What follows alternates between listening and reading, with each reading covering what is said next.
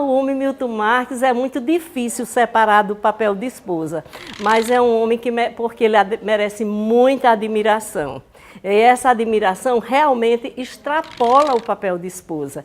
Ele é um homem de sociedade, ele é um homem de bons relacionamentos, ele é um homem de amizade, e isso faz com que a gente também se sinta envolvida nesse universo. Não só o universo de casa, como o universo de trabalho, o universo de sociedade, enfim, admiro muito a pessoa de Milton Marques. Ele é um grande homem, que soube, assim, teve suas fases de dificuldade, teve sua infância, né, adolescência sofrida, mas que cresceu e virou um grande homem, de dar exemplo para muita gente. Eu mesmo tenho ele como um grande exemplo a ser seguido. Tudo que ele fala, hoje em dia eu escuto, presto atenção e tento aprender. Né? Claro que a gente não consegue a perfeição, mas eu tento aprender.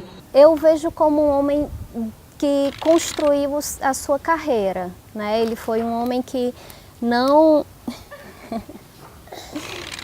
teve uma infância muito fácil, né? Realmente teve uma infância um pouco mais difícil, mas que construiu o seu mundo, construiu sua carreira, adquiriu seus sucessos, né?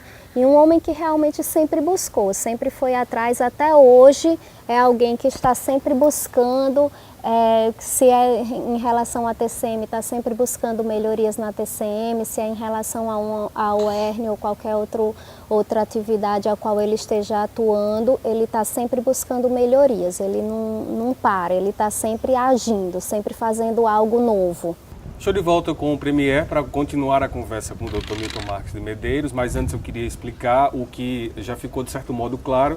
O primeiro bloco do programa onde a gente abre a entrevista foi gravado na reitoria da Universidade da UERN, no mês de setembro, Dr. Milton, bem exatamente nos últimos dias de expediente como reitor, porque para a gente, pelo menos no meu entendimento, aquilo ali era um registro histórico não só da sua carreira como para a educação do Rio Grande do Norte. Afinal de contas, o senhor esteve na universidade por 44 anos.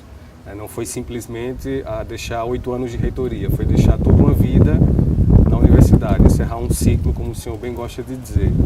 E aquele momento da UERN também nos traz a esse momento de hoje, que é justamente a volta efetiva, vou chamar de efetiva, porque o senhor, na verdade, nunca esteve afastado totalmente da TCM, que completou ontem, no caso, 11 anos. TCM, o grupo, né? Não o canal, a empresa toda. Mas antes do assunto TCM em si, eu queria resgatar da memória do senhor justamente o que foi que passou na sua cabeça naquele momento ali de entrega do cargo, da passagem de reitor, e que significou, como eu acabei de dizer, a aposentadoria da universidade, dos 44 anos de história lá dentro.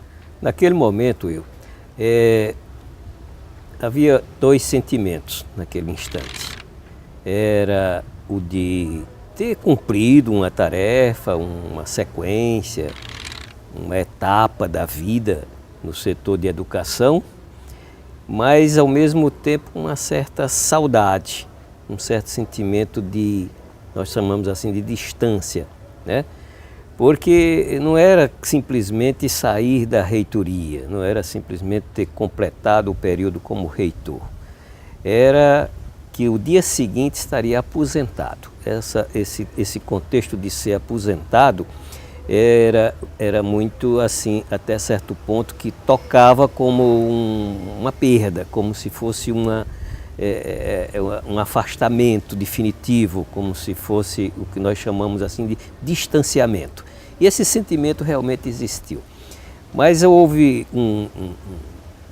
uma forte ação de dever cumprido, de tarefa realizada, de planos concluídos, de etapas vencidas. O setor de educação é fundamental para todos e entendo assim que tenha sido uma contribuição de um operário, não é? De um simples cidadão comum no contexto da educação aqui do nosso próprio município e do estado, porque a universidade tem suas extensões em todo o estado e até em nível nacional, porque a universidade faz parte de uma associação chamada ABRUEM, que é a Associação Brasileira de Reitores das Universidades Públicas, e ela está sempre presente. A universidade esteve sempre contribuindo, esteve sempre levando contribuições de uma forma assim muito às nossas características. A comunicação na sua vida é anterior à TCM. O senhor já tinha um envolvimento com o rádio, por exemplo? E em outras cidades, inclusive, como é o caso de Açu.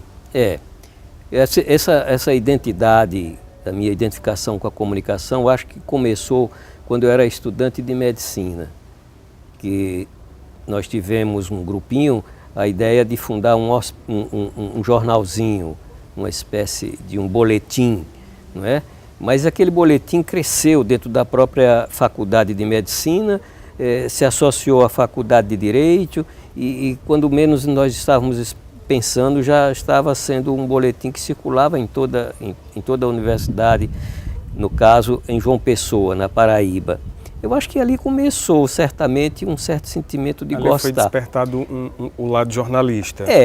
Aí eu, logo a seguir, terminei o curso, passei 3 anos assim nesse exercício, aí terminei o curso, fui para São Paulo e me distanciei. Mas tão logo retornei de São Paulo e comecei a minha profissão como médico aqui em Mossoró, poucos anos depois apareceu a oportunidade da Rádio de Açu.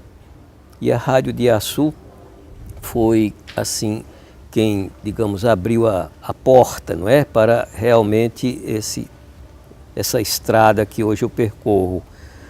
Depois de Açu, tive também a oportunidade de instalar a Rádio Libertadora Mossoroense, aqui em Mossoró. Depois um conjunto de 6 emissoras no interior, como Nova Cruz, Currais Novos, Caicó, Pau dos Ferros.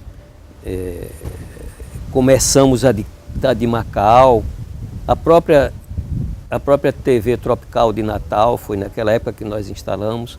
Então eu fiz uma associação, eu fiz uma sociedade, aliás, com o Tarcísio Maia e montamos aqui no estado um complexo de comunicação. Depois eu me desfiz, me dediquei totalmente a outras áreas, não me interessei mais, porém nunca me afastei do rádio através da Rádio Princesa do Vale de Açu. Quando me perguntam, mas você já está há tanto tempo fora de Mossoró, mas a lembrança que eu tenho é que o meu pertencimento é a Mossoró. As minhas referências são de Mossoró. E em qualquer lugar que eu esteja, tanto faz eu estar aqui, na época que eu estava em São Paulo, passeando em Londres, a referência do que eu tenho é aquilo que eu recebi na minha infância, dos meus pais, principalmente das minhas irmãs, da nossa convivência. Então, às vezes a gente fica 3, 4 dias sem se falar porque está corrido e um não está em casa e às vezes o outro ainda não chegou. Mas a gente está sempre, a gente sabe que está bem, a gente conhece um ao outro, né? Não precisa estar perguntando o tempo inteiro. A gente entende que está tudo bem, está tudo normal. A gente dizia muito que tinha uma segunda mãe, que era quem nos criou, quem nos, teve muito presente. Quando ela chegou lá em casa, eu já tinha uns 3 aninhos, mas ela criou as minhas outras irmãs e até a minha sobrinha. Foi Bernadette, né? E quando eles viajavam, que tinha algum momento mais que necessitava de uma ausência, ela cobria essa falta. Mas eles sempre estiveram presentes, nunca me faltou. E eu acredito que também para minhas irmãs nunca faltou o amor de pai, o aconchego, embora ele tivesse outras ocupações.